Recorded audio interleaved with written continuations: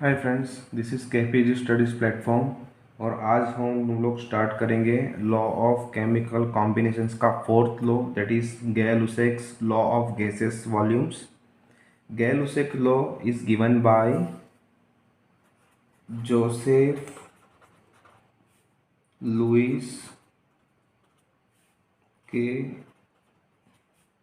लुसेक। इन्होंने ये लॉ को प्रपोज किया था और बहुत ही सिंपल लॉ है। This law is only for gases compounds के लिए है। वैसे तो एवोगैड्रोस लॉ भी गैसेस कंपाउंड के लिए ही है।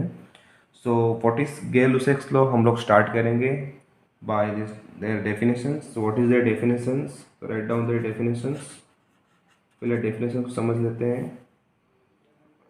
Eight same temperature and pressure, all gases combines or produce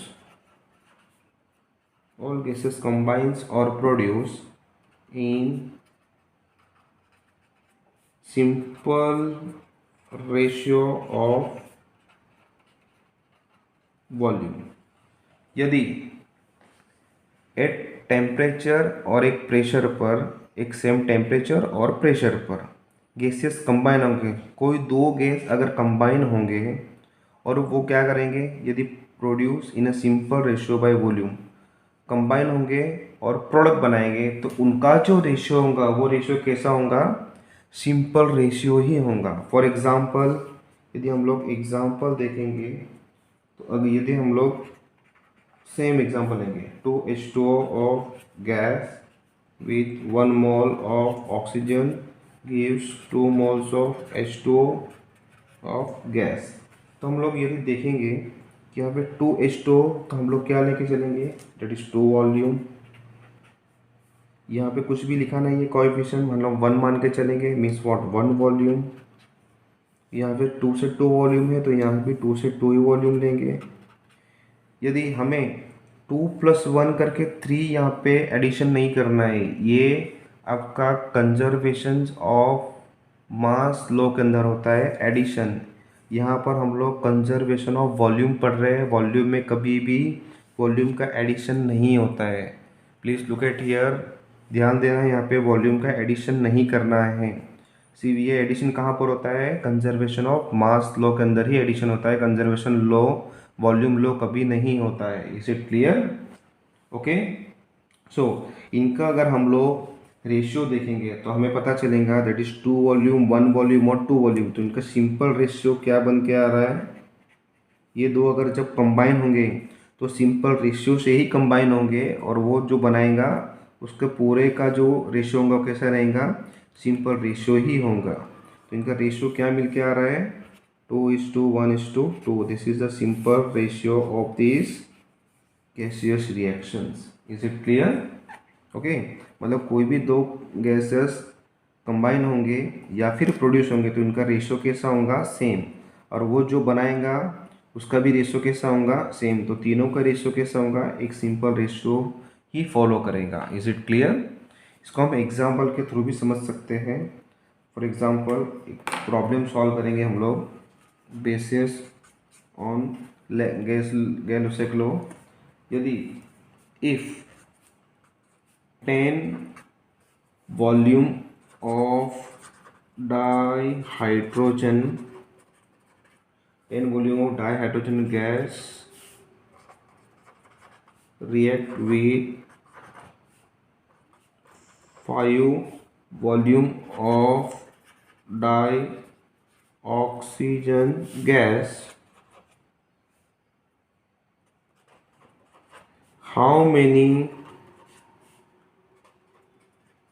volume of water vapor would be produce.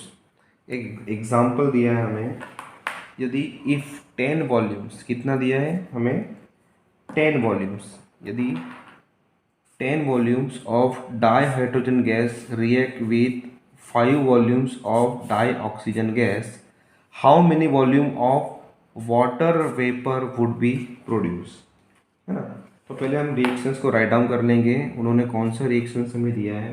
तो अगर रिएक्शंस राइट डाउन करेंगे सो पहले हम लिखेंगे dihydrogen gas plus oxygen gas gives 2 moles of water in the form of gas। यदि यहाँ पे 2 दिया है तो हम ऐसे लिखेंगे दैट इज 2 वॉल्यूम, कुछ नहीं दिया है तो 1 वॉल्यूम, यहाँ पर 2 वॉल्यूम। अगर 2 वॉल्यूम हमने डाइहाइड्रोजन गैस लिया तो 1 वॉल्यूम हमें क्या लेना पड़ेगा, डाई ऑक्सीजन गैस लेना पड़ेगा, तो हमें क्या मिलेगा 2 वॉल्यूम ऑफ H2O गैस मिलेगा। वैसे ही अगर कंडीशन के हिसाब से अगर हमें 10 वॉल्यूम ऑफ डाइहाइड्रोजन गैस लिया तो हमें पता है 2 volume of dihydrogen gas 1 volume of oxygen के हमें क्या मिलेगा 2 volume of dihydrogen gas and 1 volume of dioxygen gas से हमें क्या मिलेगा 2 वॉल्यूम ऑफ H2O मिलेगा।